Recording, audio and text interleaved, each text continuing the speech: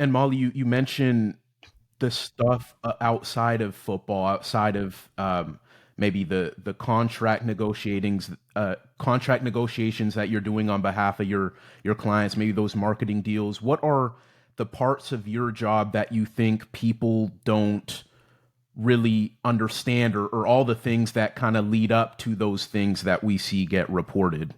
Yeah, our the contract negotiations is such a small part of our job. If you're lucky, it happens two or three times in your career, maybe more.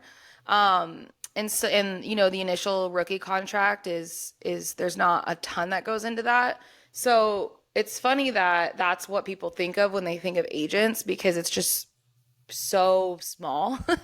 And there are agents who do that and then they don't really communicate with their clients much outside of that. And that's fine. I think that's one style of representation. If that works for guys, then that's great as long as they're told that up front.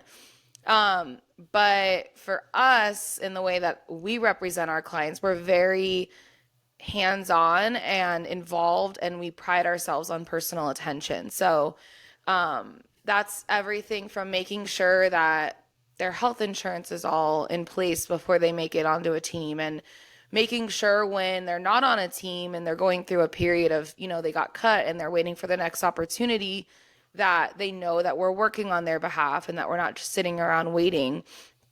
It's going to weddings. It's making sure that their wives and girlfriends are good, especially during times like free agency or when they're out of work or pre-draft when things are just unknown and stressful.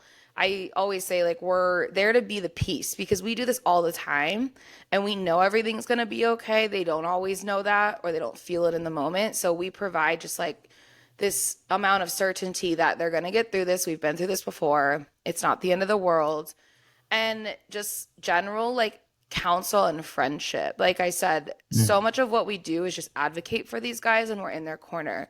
And a lot of that is fighting for them when it comes to injuries, making sure they're not rushed back onto the field, making sure they get their second opinions, making sure that they're not getting cut as healthy when they're not healthy so that they get paid for longer amounts of time. Just fighting for them in all aspects of their career and showing up for them off the field just for things that are important to them, whether that's their family, their charities.